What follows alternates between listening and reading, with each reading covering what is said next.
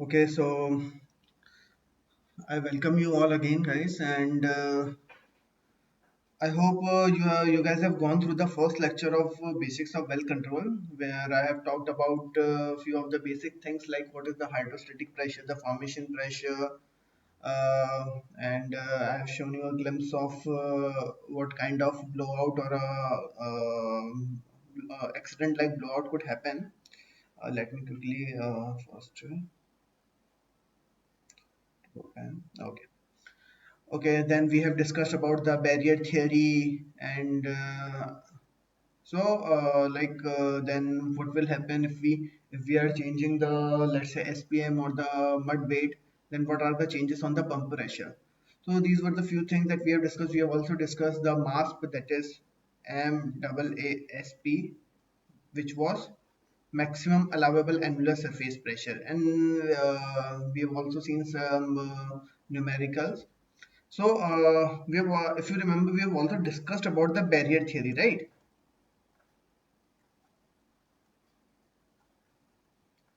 So, if you guys remember, I have told you one thing about the barrier theory is that for any equipment or anything to be a barrier, it has to be tested. That whether it will be able to follow like stop the inflow or not. Okay. So, but what will happen in case of the drilling mud? We can only monitor it, right?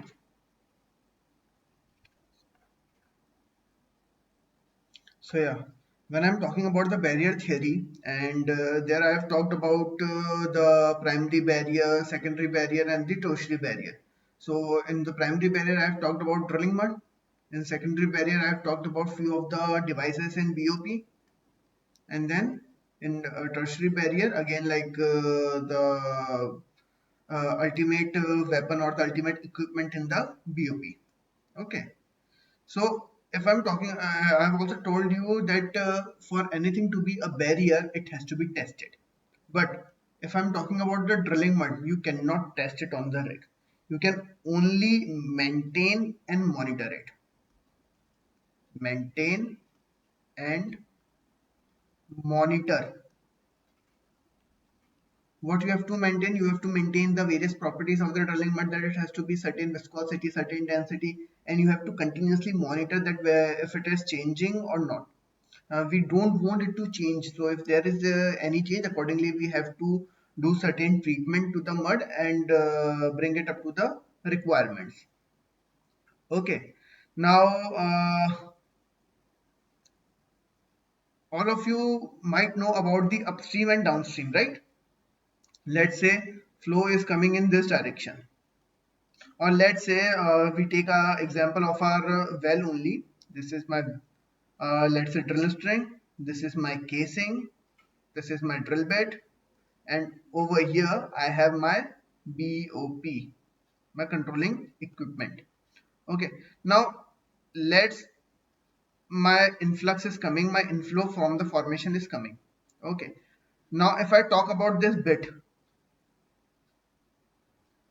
so the flow is coming from here. The direction of flow before coming to the equipment will be known as the upstream. This is the upstream side, and this is the downstream side. So anything which is entering is upstream and which is going out will be downstream. Okay, now let's say if I have one more controlling equipment over here. Okay, it is basically known as the inside BOP, which is also known as the lower Kellycock,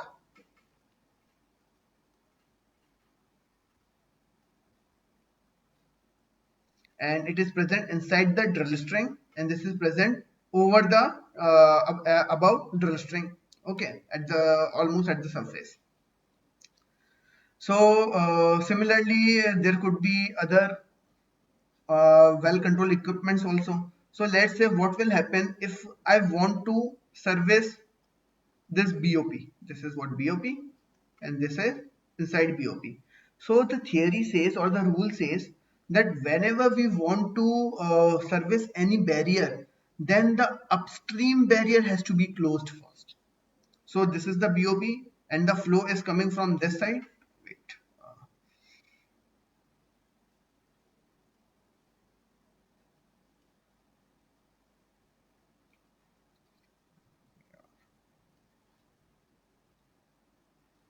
Okay. So the flow is coming from this side, right? So first we are encountering the IBOP and secondly we are encountering my actual BOP. So this IBOP will act as a upstream of BOP, and let's say after this the flow is going over here and we are having the choke. So the choke will act as a downstream of BOP. So whenever I want to test any barrier or whenever I want to service any barrier, then I have to first close the upstream of the servicing barrier. So I, because IBOP is is at the upstream of this BOP, so this will be closed first and not this one. Okay.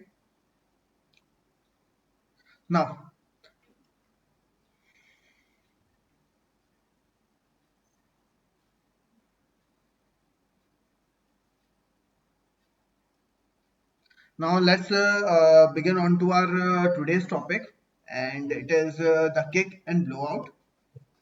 So, as I've already discussed in the previous slide, that we are initially maintaining the primary control with our drilling mud. Okay, so basically, if I am drilling a well and I can see that there is a hole in the ground which I am drilling, so it's a normal situation. It's a so-so situation, because what will happen? What is happening? The formation pressure. Just a second.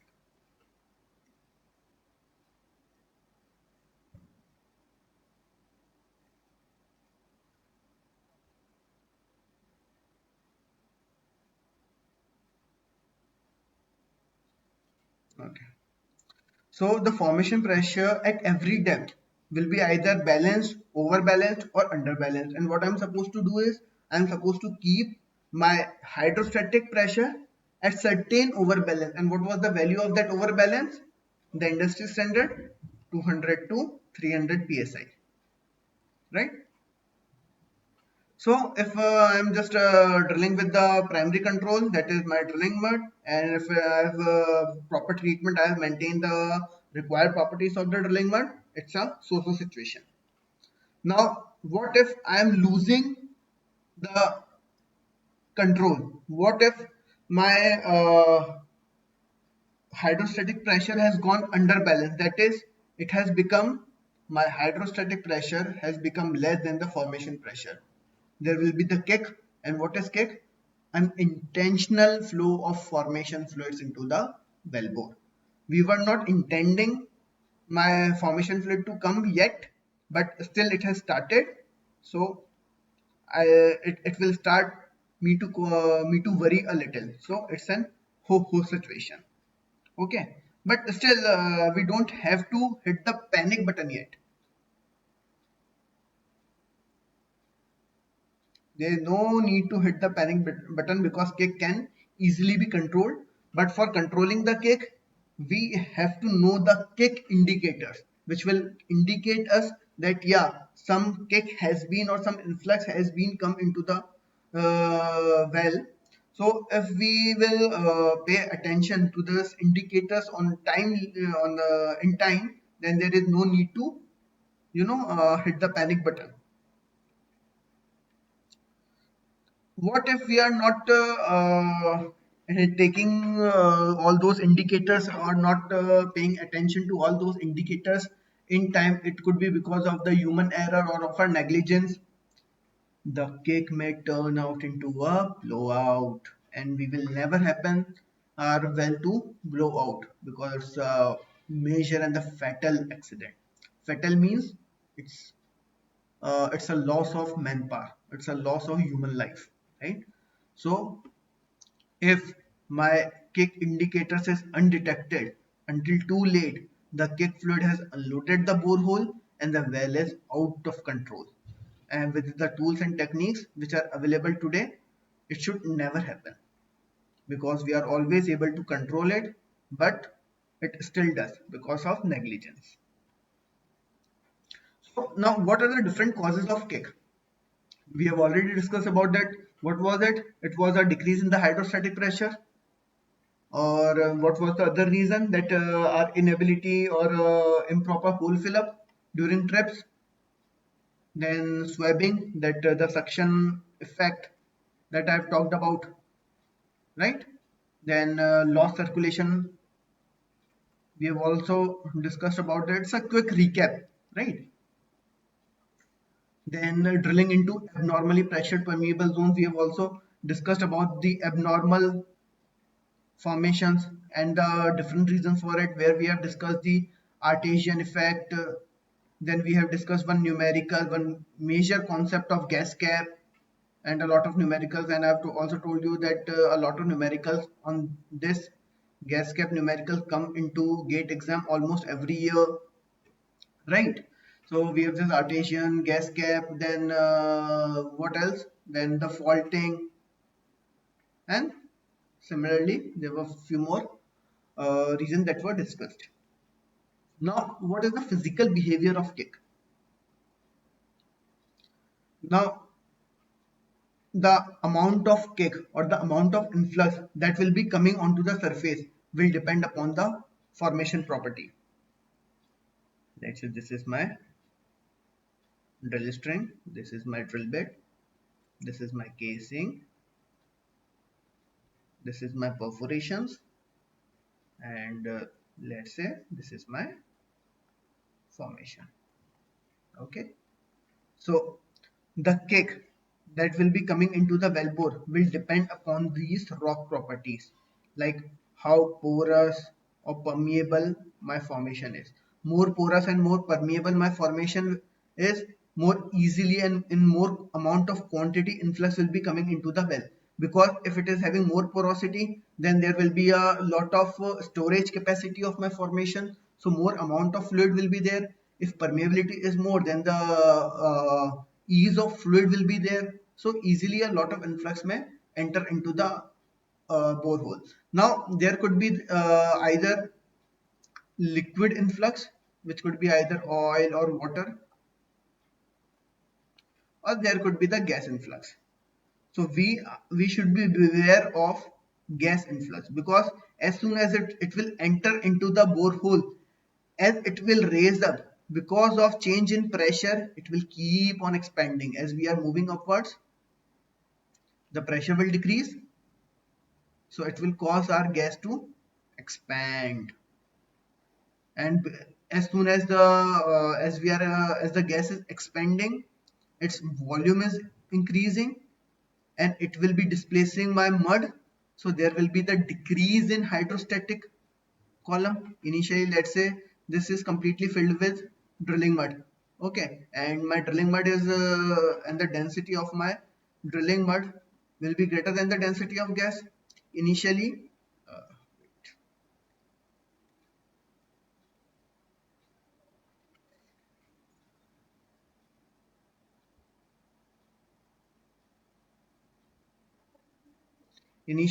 let's say only this much was my gas, and the and rest was my drilling mud. Okay, so only this amount of hydrostatic pressure has been reduced. Now let's say as the gas is moving upward, it resulted into the expansion of the gas. Now let's say gas has increased in volume, so there will be the loss of hydrostatic pressure in this much volume. So as more and more gas will be traveling upward, it will be more and more expanding, and it will be resulting into a further decrease in hydrostatic pressure, and it may result into the more influx, because the hydrostatic pressure has reduced further. So we are supposed to prevent all these things, okay, and ultimately it might so happen that because of complete this removal of drilling mud, we have just gas, and it might and there would be nothing to hold this influx of formation fluid, or to keep the balance over the formation pressure, and the complete formation fluid will start uh, traveling upward. It might eventually result into a blowout, and the situation we don't want. How do you detect a kick before it hits you in the face? Sorry. So as I've talked about, that there will be few kick indicators.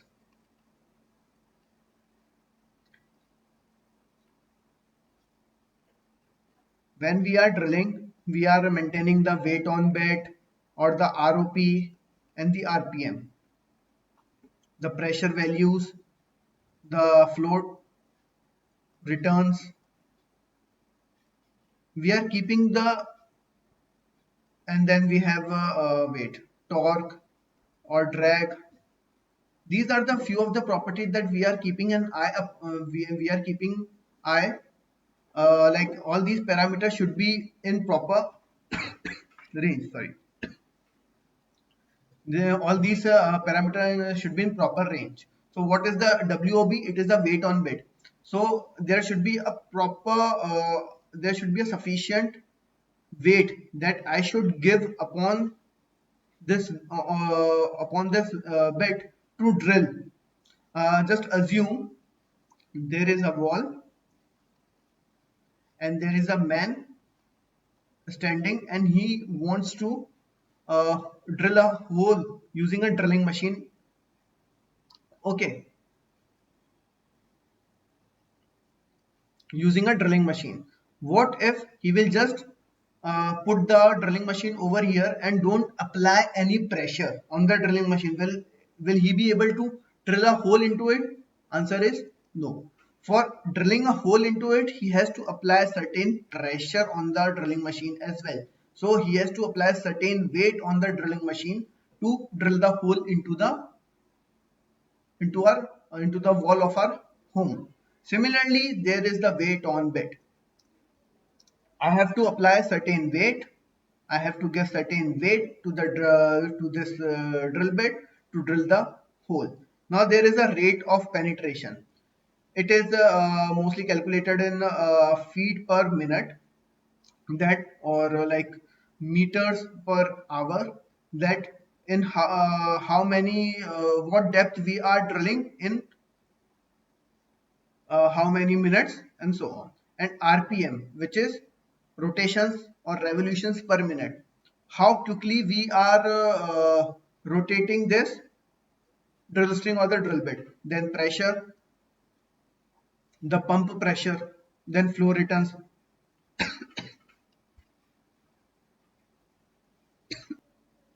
So yeah, we were discussing about this weight on bit, ROP, RPM, pressure, flow returns, torque, drag. These are the parameters that I have to consider when I'm drilling, and I have to keep a check on these values all the time. Even if there is certain variation which is out of the limits, I have to know that these could be the indicators.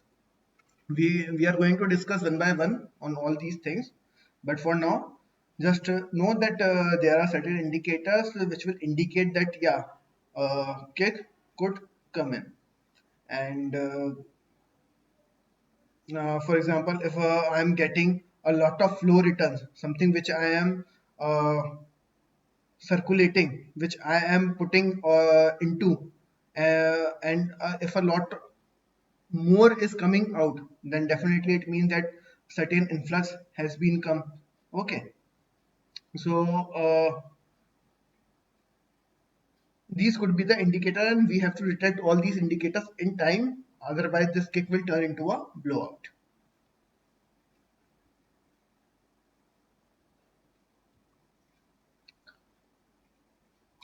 Then the one reason I was talking about was tripping out. So we have to take utmost care that whenever we are dripping out, a lot of element or lot of equipment has been coming out. That is, a lot of metal displacement is there. The steel has been displacing, so it will lead to the decrease in the mud volume or the decrease in the hydrostatic pressure. So accordingly, we have to refill the valve. Now, let's say we have detected on time that yeah, these could be the indicator. So what I'm supposed to do, the first thing, you have already, I hope you guys have already gone through the lecture of the drilling rig, where all the, equipments have been discussed, like what is the Kelly and what is the rotary table, master bush, Kelly bush, the pipe handling equipments, and all the similar things. Okay, so my first thing will be I have to raise the Kelly, I have to kill the pump, I have to close the BOP.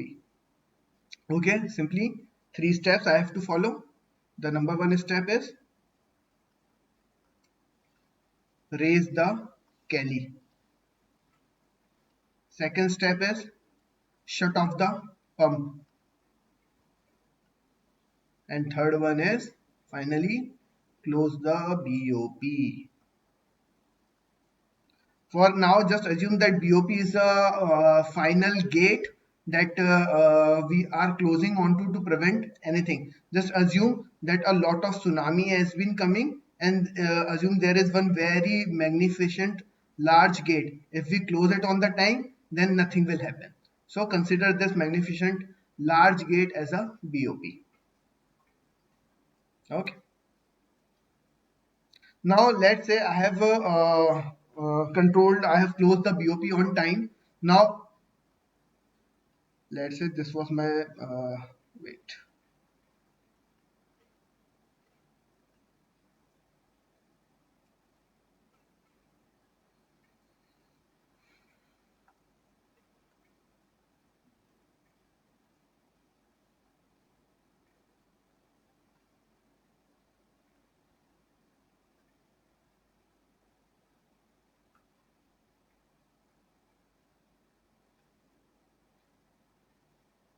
So let's say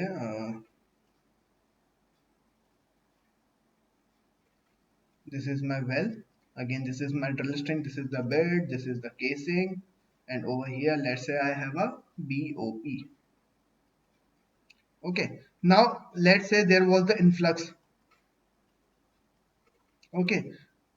And I have closed the BOP, but still I have certain fluid that has been trapped, and the if uh, I did not let it come onto the surface in a controlled manner, then if I won't it uh, doing so, won't let it doing so, then the pressure will start building up in the well, and it could be the disastrous situation.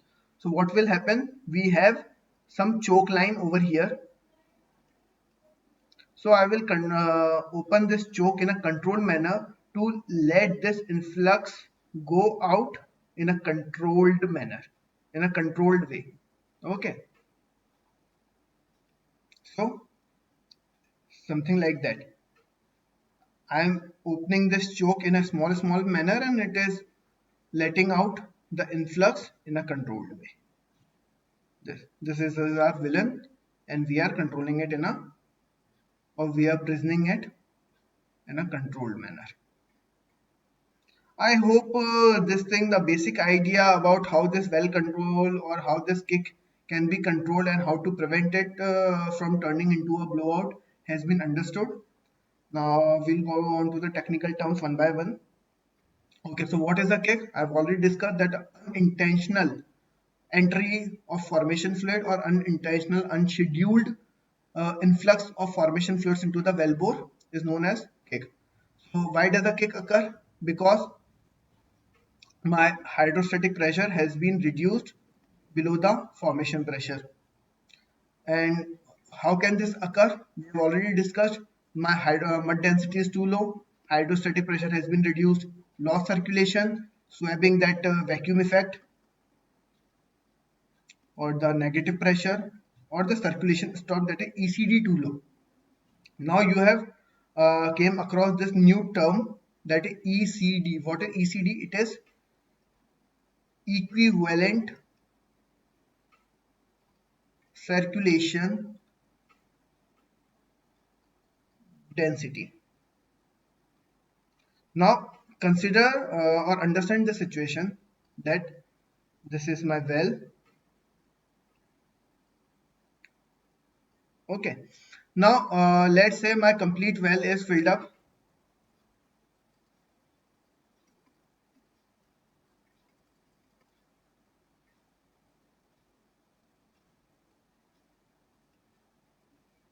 I don't know what problem we are facing today. Okay, so let's say the this complete thing is filled with the drilling mud. Okay, so what will be the pressure? For now it will be simply hydrostatic pressure. Okay, now let's say my mud is being circulating out.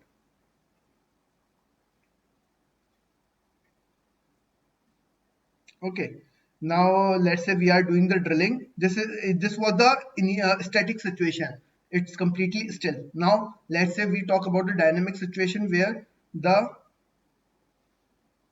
mud is traveling or circulating. So because of this circulation, there will be some extra pressure. Just assume let we are having this bucket and using this mug, we are giving it a this rolling motion. So there will be a certain extra pressure that will be happening over here. Okay. So this extra pressure is known as the friction annular pressure loss. Okay. And this annular pressure loss, when it will be added into the hydrostatic pressure, it will give us the equivalent circulation density, or basically this is the pressure and this is the density. So the density equivalent of this pressure will be equal to ECD. We have already discussed about the pressure equivalent and the density. Basically the pressure gradient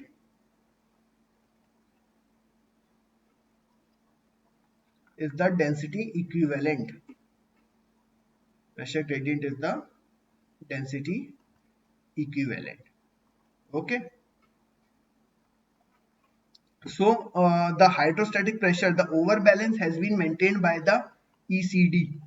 Okay, so my ECD is greater than my formation pressure, right? But let's say if the circulation has been stopped, so ECD will get back to the hydrostatic pressure.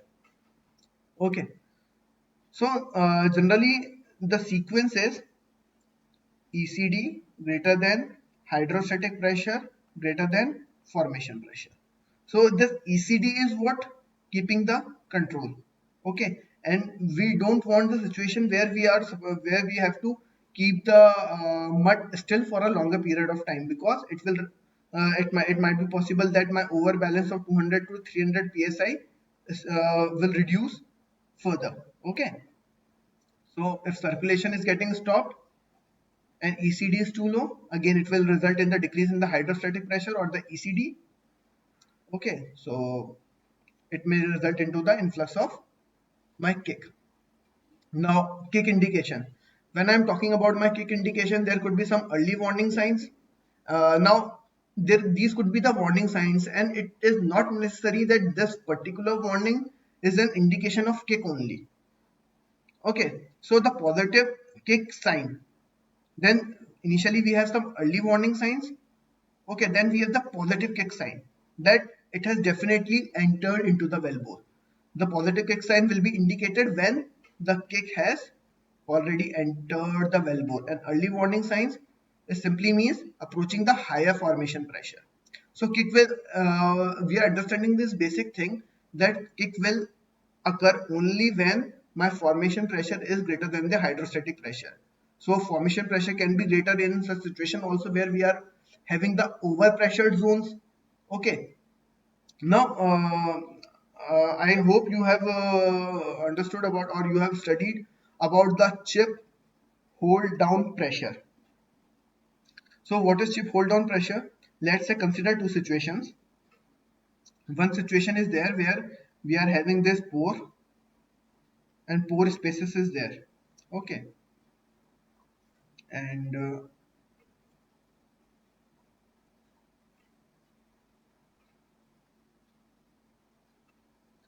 in this pore spaces we have this, let's say whatever the formation fluid that we are having, and it is under P1 pressure.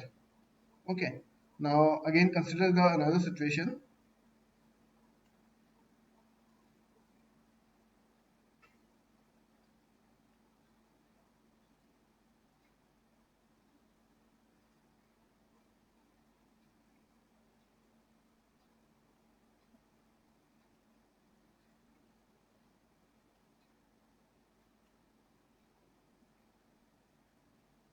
and here we have this P2 situation. Let's say we consider a situation that the formation fluid in this particular situation is at higher pressure than in the second case. So this thing will already be pushing these rock grains outside. So if I'm bringing my bit over here to cut this my bit has to give very less force over here to chip off this rock grain, because this my formation fluid will already be pushing it outward, will already be like this formation fluid will want this rock grain to get separated, and then we brought our drill bit, so this will be easily chipped off or removed from the consolidated rock surface. But here, because pressure is small, or the pressure of this formation fluid is small, it won't let this it won't be pushing this rock grain outside. Okay, so when my drill bit will be coming, it has to apply certain more pressure to chip off this rock grain. Okay, so chip hold down pressure is what? That hold down chip, this is my chip, and hold it down pressure. How much pressure is exerting over this to keep my chip hold down? So let's say more is the pore pressure. If my pore pressure is increasing, my chip hold down pressure is decreasing. Okay. Obviously, if my pore pressure is increasing, this it will be pushing it down. So I will be needing very less pressure to put it to remove this thing. Okay. So basically, the pore pressure is inversely proportional to chip hold down pressure. Okay. So whenever and when we will be having this higher flow pressure in the overbalance or the abnormal formations, in the abnormal formation I'll be having this higher flow pressure. So whenever we are approaching the higher formation pressure situation, so my hydrostatic pressure may go under balance, or I can say my chip hold down pressure will decrease, my rock cuttings will start getting chipping off easily, and my formation fluid will get an easy passage to come into the borehole. So these could be the early warning sign, but these are not the confirmed signs.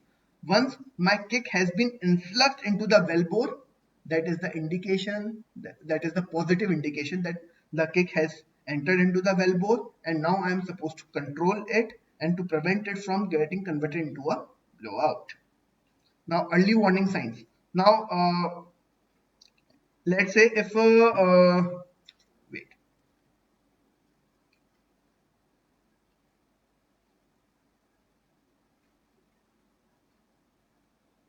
Okay, so if I'm normally drilling, there is normal formations and everything. So my drilled cuttings, the rock cutting that I am drilling will look like this.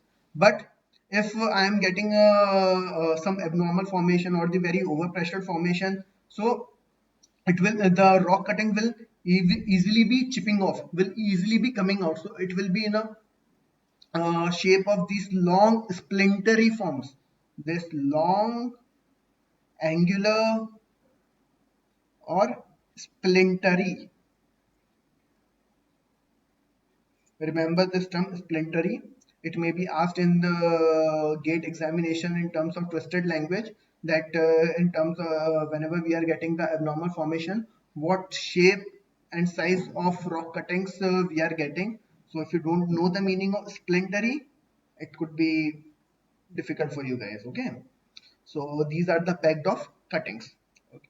So also, as I've already discussed about the concept of chip hold down pressure, so just assume if my chip hold down pressure is decreasing, so it will be easily able to drill off the formation. So my rate of penetration, what it was, rate of penetration, that how much depth we are able to drill in per amount of time. So my rate of penetration will increase. Now since I am able to drilling a lot more, so I'll be getting more drag also and more torque also. Initially I was drilling a small amount of formation. Now I am able to drill more amount of formation. That's true that there is a now ease in drilling a lot more formation, but because we are drilling a lot more formation, we are getting a lot of drilled cuttings. It will automatically result in a increase in torque and drag. Also, I have discussed about one concept where the under compaction I have discussed, right? As we all know that with the increase in depth, the compaction increases, right? Because of more and more overburden, and because of the as the depth is increasing, the compaction is increasing. So ultimately, the strength of formation should also increase as we are going. The strength of formation will increase as we are going down, right? But let's say if I'm getting abnormal pressure zone, so let's say some upthrust zone was there, okay, because of faulting we have discussed, right? That block has moved upwards and I am getting some abnormal pressure zone, or because of under compaction at some shallower depth, so it will result into the decrease in shale density. Okay, now change in cutting size and shape, we have already discussed about this. Change in mud properties, let's say my influx is coming, we have also discussed about this. Let's the influx is coming, let's say gas influx has come and it starts adulterating our mud, so its density will decrease. So this is also one of the indicator, early warning signs. Then change in d exponent. Okay, now this d exponent is basically nothing but a, indication of drillability, that how easy or how difficult the drillability, or how easily we can drill the formation. So this is how the d exponent curve is. On x-axis we have d exponent, on y-axis we have the depth. If we talk about its normal trend, it's a straight line, but in the higher pressure formation it starts to deviate and it decreases with the depth. And if I talk about its formula, it's nothing but log ROP by 60 rpm divided by log 10 to power 6 bit size and 12 weight on bit. Sorry,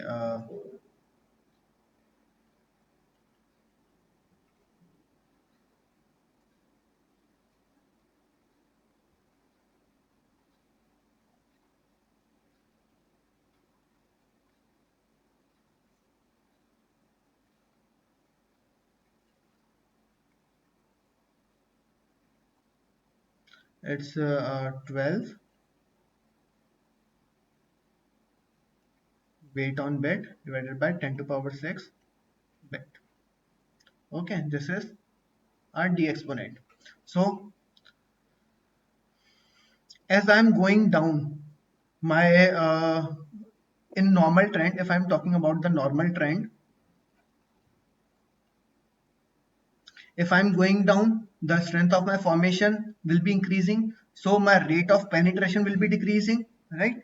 But my rpm was also decreasing, and because it is a multiplied by 60, so this thing was decreasing more than this thing. Now because this is decreasing, this whole thing will decrease, right? Wait. Okay, so as I was talking about this log ROP by 60 rpm. So if I'm talking about the normal trend, as I'm going down, the strength of the formation is increasing. So as my strength of formation is increasing, my ROP will be decreasing. But my RPM is also decreasing, and because my RPM is multiplied by a factor of 60, so the 60 RPM, the decrease in the value of this denominator will be larger than this. So this whole value will be increasing. So accordingly, my d exponent will be increasing. But let's say if I talk about the under compaction, under compacted shales. Here what I am facing, I am facing the overpressure zones. So in the second situation, in the situation of the under compaction, this ROP will be decreasing, but okay, and this thing will be decreasing even further.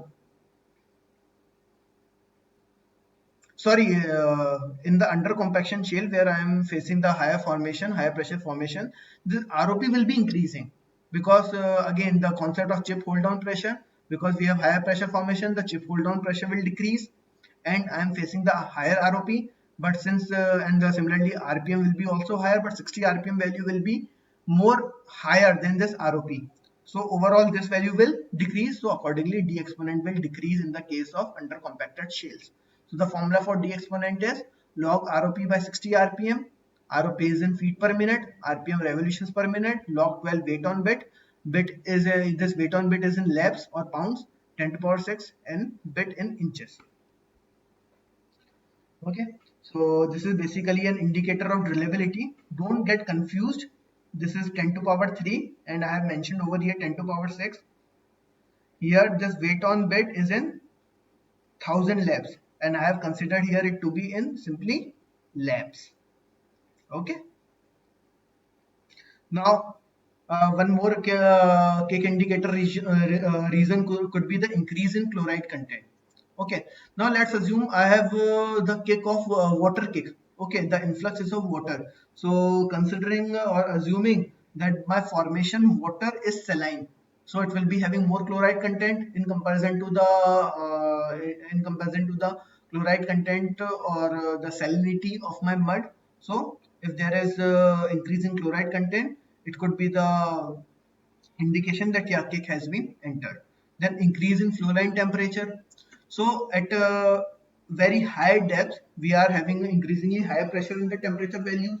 So if certain high temperature cake or influx is getting mixed with my mud, it will result in the temperature gradient more, or it will result in the temperature of my mud higher than the normal. Now increase in trip, connection and background gas.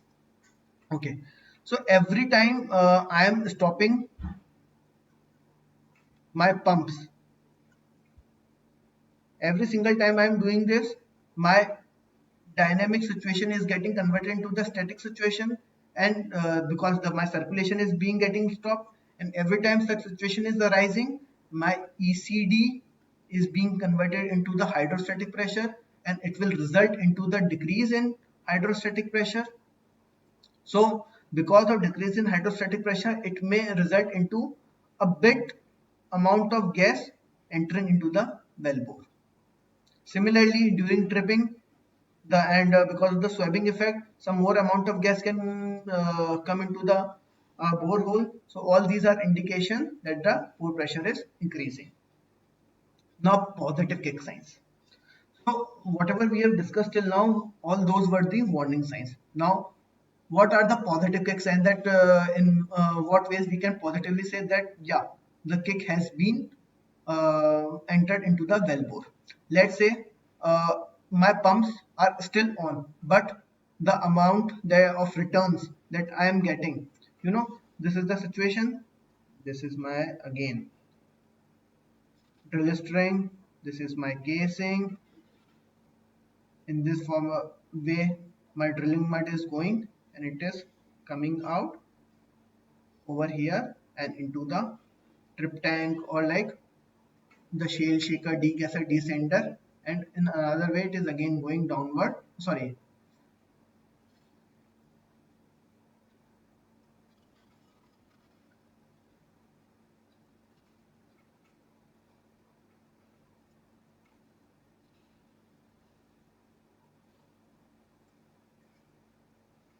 or through here it is again coming into the shale shaker degasser descender desilter and entering over here.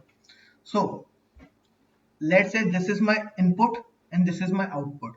If my output is more than the input, then there is a positive indication that my influx is coming. Okay, now let's say, and who is responsible for this complete circulation? My mud pumps. My mud pumps are the force behind this complete circulation. If I switch off my pumps, there won't be any circulation, there won't be any cuttings that are coming out. So let's say if I switch off my pumps and still the returns are coming, that means there is some force downwards or downhole which is forcing my cuttings or my returns to come back to the surface. That is also another indication that my kick has been entered into the well bore. Now pit gain. Let's say this was my pit, or pit is basically, let's say for now just assume that it's my tank. Okay, so initially my level was this much. Now because it's in a closed cycle, so there should not be any increase in this tank level, but still if there is some increase in this level, so there's definitely mean that some alien element has been entered into the cycle which is increasing this volume, so there will be the pit gain. Now as I've already discussed that who is responsible for this complete circulation, my pumps. Okay, now my pumps are doing certain work, they are putting certain efforts, so there will be certain pump pressure. Now what will happen if the load on pump will reduce? It will automatically reduce the pump pressure. Now what will happen, now just assume the situation that my influx is helping my pumps to bring the cuttings up to the surface. Resultantly my pump has to work lesser, so my pump pressure will decrease. So if my pump pressure is decreasing, that again is a positive sign indication that kick has been entered. Or let's say my SPM has been increased. Okay, because now either decrease in pump pressure or increase in SPM, because we already know that pump is directly proportional to SPM. Okay, now if I'm keeping the pressure constant, my pump pressure is not decreasing, but it is kept constant. So at the same pressure, because it has to do a lesser amount of work, my SPM will be more. Understood? Assume that by this situation, let's say initially I have 1000 psi pump pressure, and at this amount it was taking, or it was circulating 30 strokes per minute. Now this was the work done by the pump initially, but now with because of help of influx, the pressure or the workload of my pump has been reduced. So in the same amount of pump pressure, it will be able to circulate 40 or even 50 SPM of mud. Okay, so in this way either there should be the decrease in pump pressure or increase in the pump SPM. So this would be the positive kick sign indication. Now, kick detection equipment. Now there are two main kick detection systems that will give us the direct indication of a kick. One, we have already discussed, that the pit volume totalizer. We have this thing. If certain this is supposed to be stay constant because it's in a closed cycle. But if the volume is increasing, that means some alien element or some influx has been entered into the system. Another one is the flow indicator. This is the pit volume totalizer, and the driller who was drilling the well has one drilling console to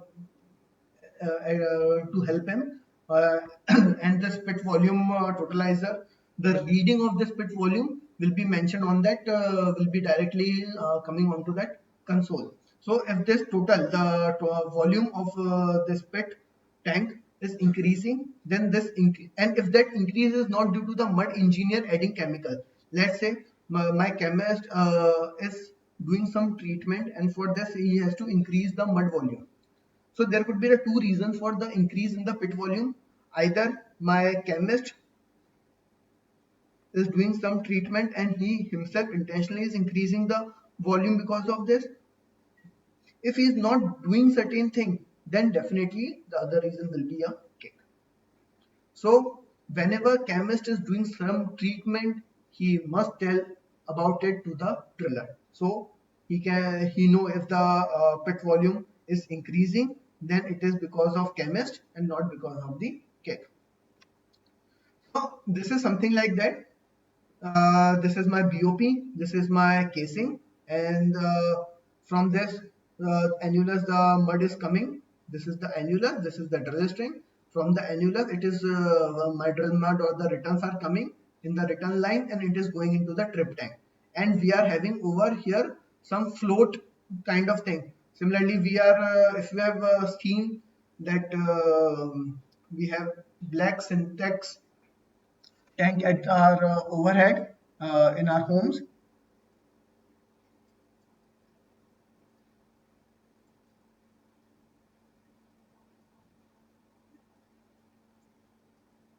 Okay, so all of you have seen that ball valve, right? It automatically shut off the entry of the water when it gets full. So it is that light. So whenever the returns are coming and filling it up, my float, which is float valve or the ball kind of valve which is floating over the surface, it will keep on rising as the volume is increasing, right? And at a certain level, and this is by a pulley system is connected to a trip level indicator. So as you can see, as it is going upward, it will go down, and at a certain level it will start shooting an alarm which will be an indication that kick may have entered into the wellbore. Now the other one is the flow indicator. Again it is into the annulus. It is present into the annulus and it has a pedal system,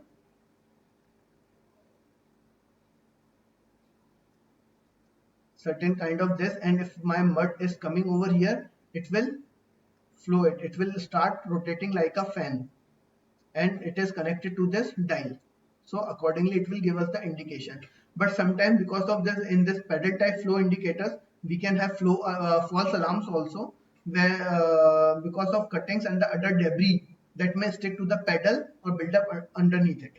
Sometimes it may so happen that the whatever the cuttings that has been coming from the annulus may stick to these pedals, and it will give us the certain weight indicator or the false alarms. So this is the complete kick detection matrix.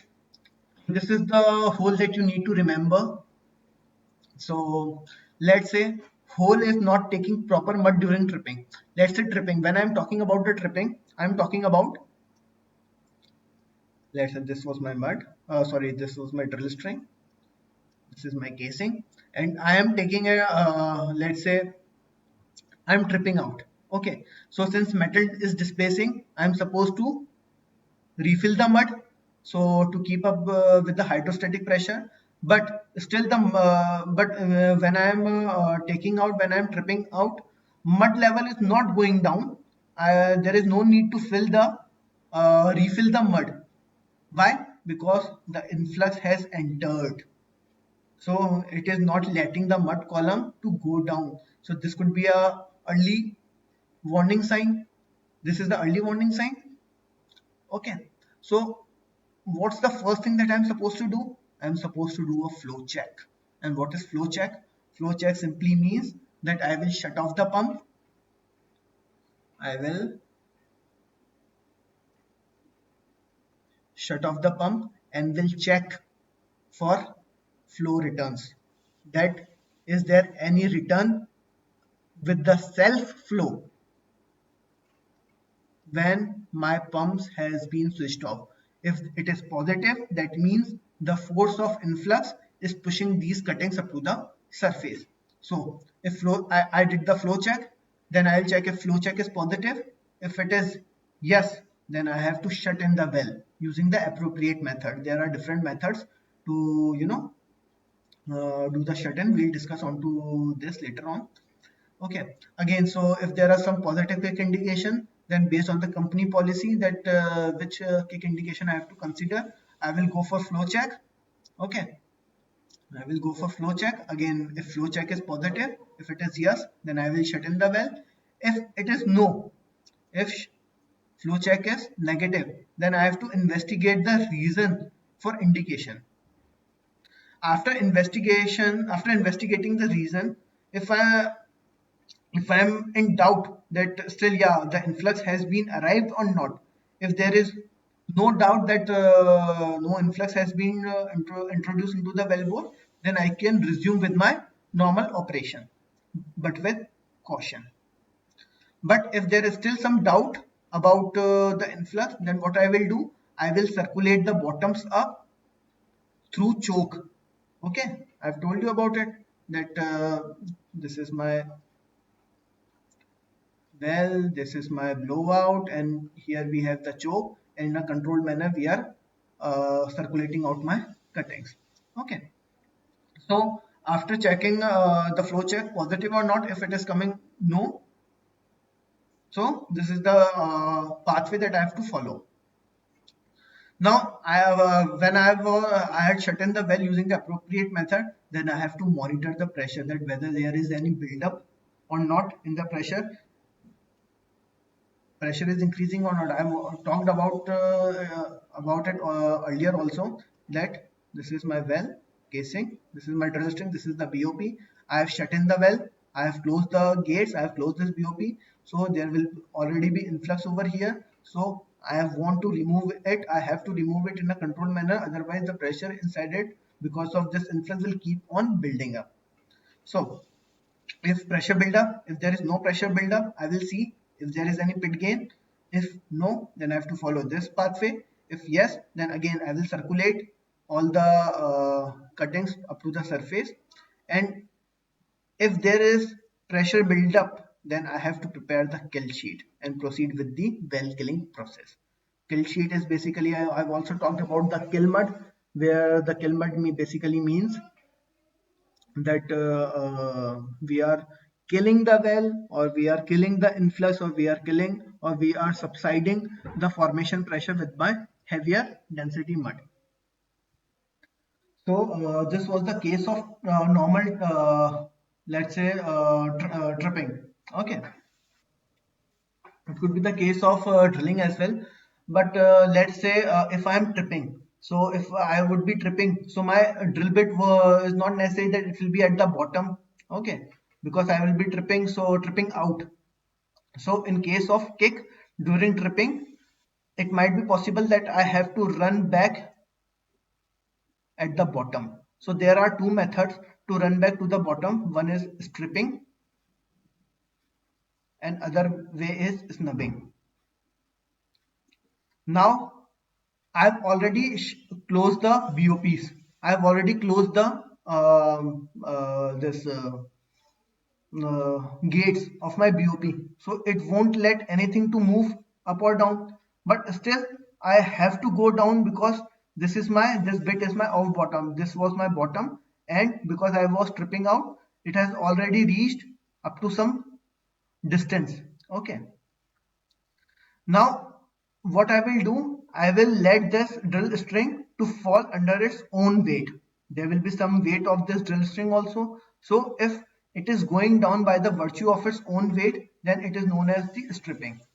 But sometimes what happens, there is the hydrostatic pressure of this drilling mud also, which is not letting, which is overwhelming or overcoming the weight of this drill string.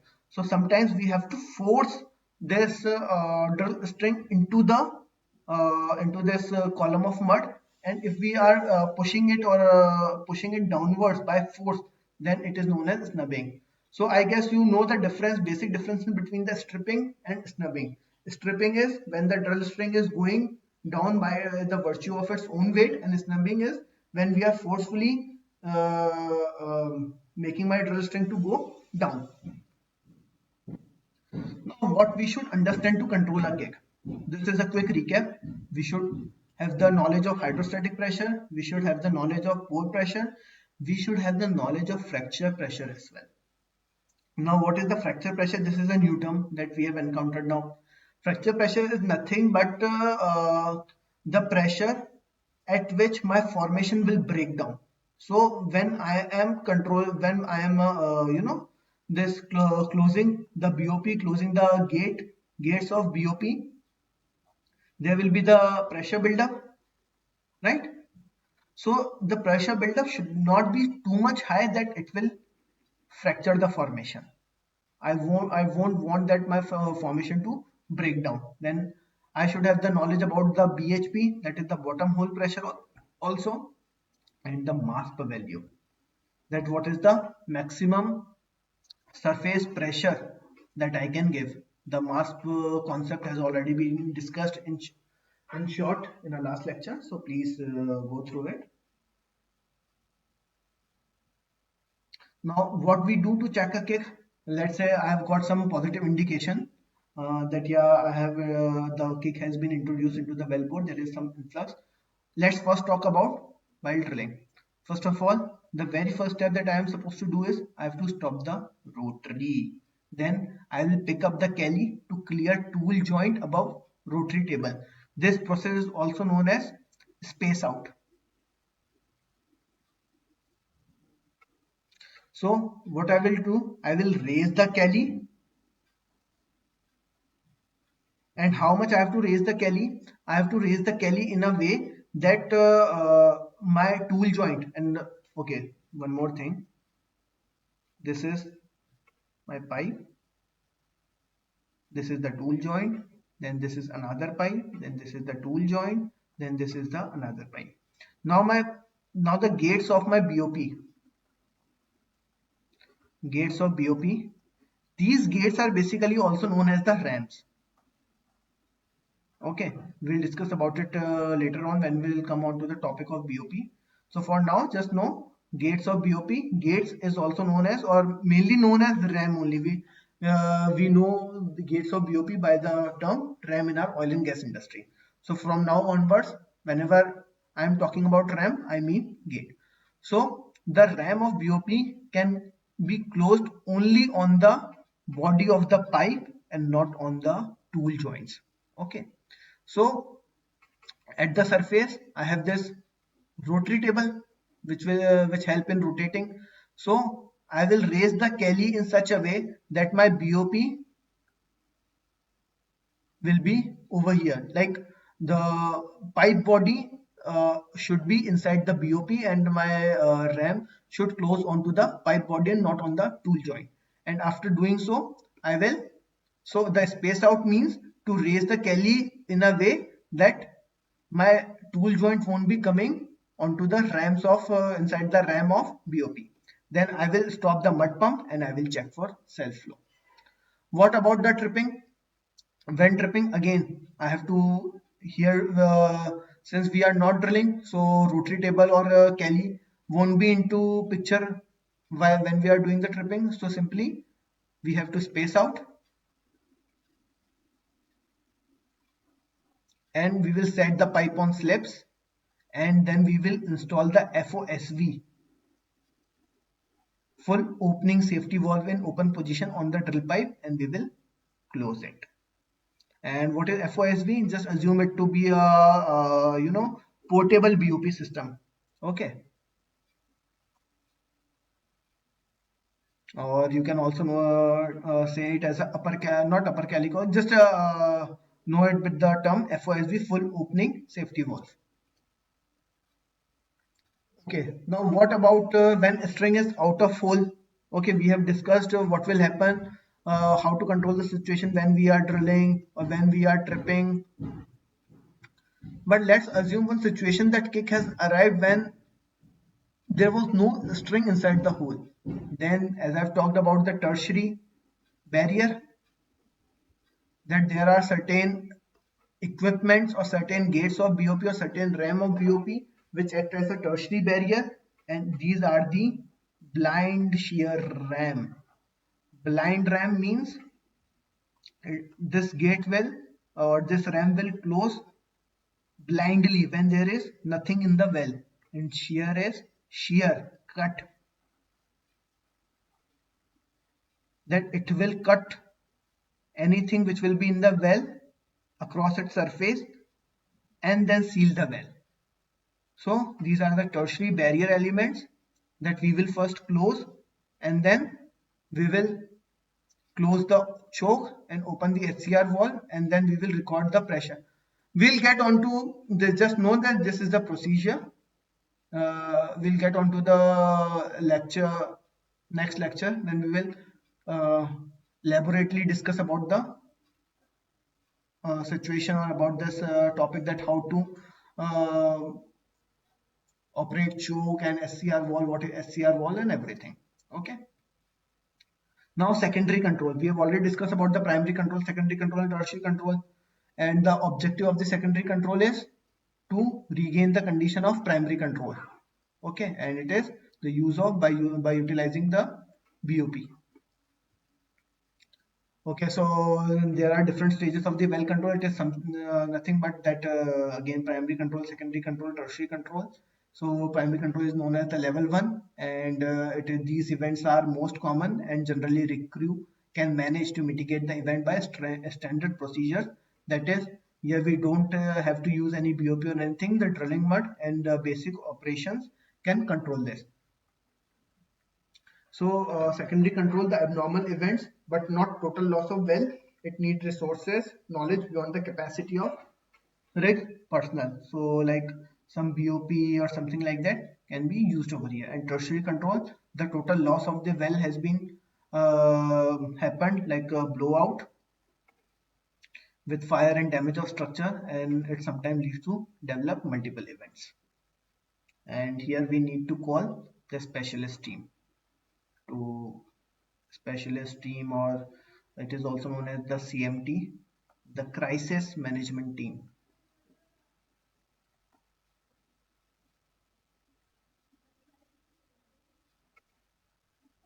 I have been the part of this crisis management team 2 to 3 times. So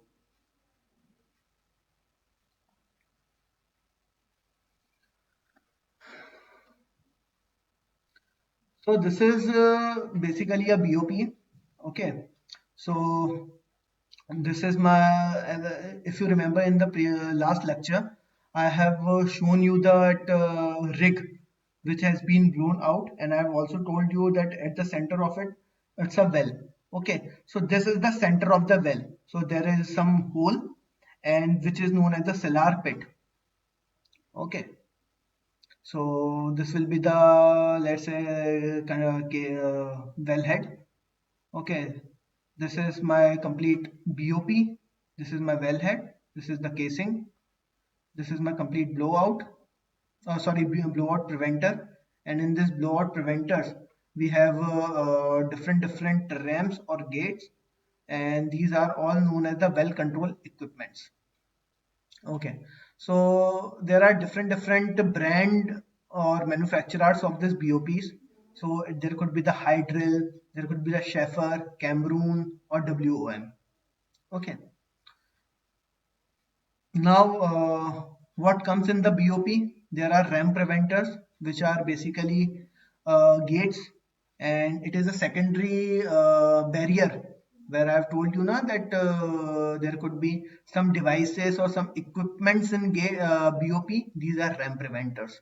Then we have the annular BOP. These are in the tertiary barrier, and then there is the diverter. Okay, we'll talk about all of these things. So, what are the different walls? Let's discuss one by one. If I talk about the well control equipments, okay. So, well control equipment, all these are based on some recommended standards or practices by the API. So, it is basically API RP 53, or it is also known as API standard 53. So RP is basically recommended practices and STD is standard. So if I talk about the well control equipment, so here we have RAM preventers, which comes under secondary barrier.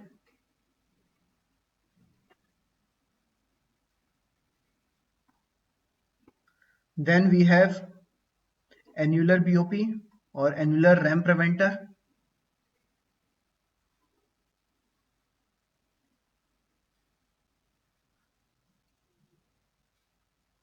Wait. Uh, One small change.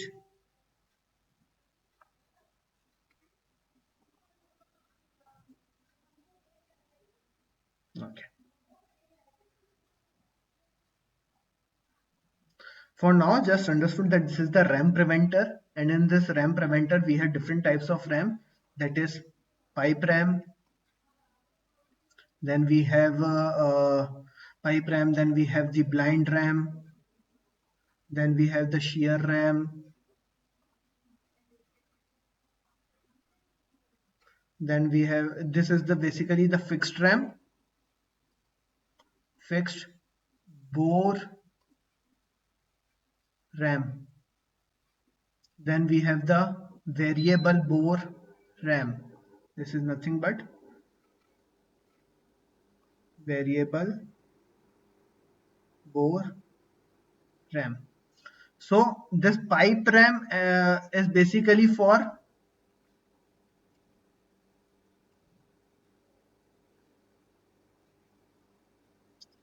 so this pipe RAM is basically our primary barrier. Sorry,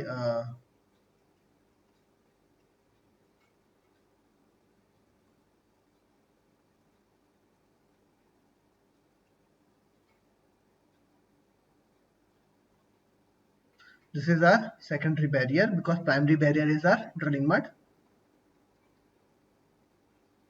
And this blind ram and shear ram, it is my tertiary barrier.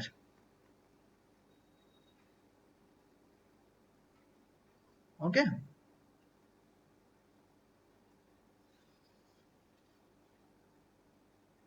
Now after this we have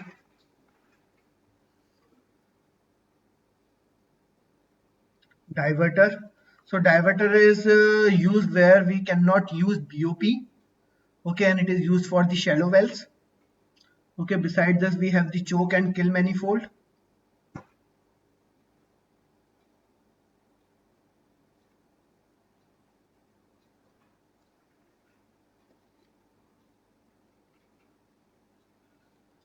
I'll get onto that one by one. Choke and kill manifold. Then we have the inside BOP or full safety opening valve.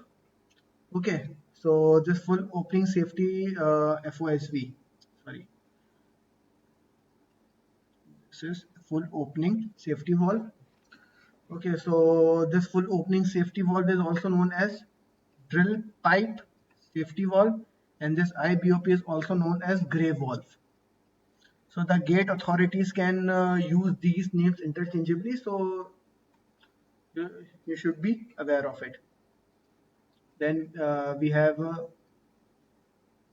control unit. It is also known as Kumi unit. And then finally we have MGS, which is mud gas separator. Okay, or you can say one more thing is there, which is vacuum degasser. Okay, so I'm not saying that all these are a part of BOP. Few of these are a part of BOP. For example, this ram preventer, annular ram preventer, choke and kill manifold. Okay, so all these are a part of BOP, and this control unit is something which is controlling this BOP. And what is MGS and what is vacuum degasser, all these will be discussed in the uh, next lecture. Okay, so for now, just remember all these are the names of the well control equipments. Okay. Okay, so that was the end of today's lecture. I guess you have got the better understanding of what is cake, what are the various indications of or the indicators of the cake, that what are the differences in between the warning signs, and when we should know positively that yeah, the cake has been entered into the formation, and how we will control the situation, or what are the first step that we are supposed to take in drilling operation conditions, whether we are drilling or tripping, or whether the drill string is into the hole or outside of the hole, and what is the difference in between the stripping and snubbing. Okay, so if you again have any doubts, feel free to ask anything. We'll see you soon. Thank you.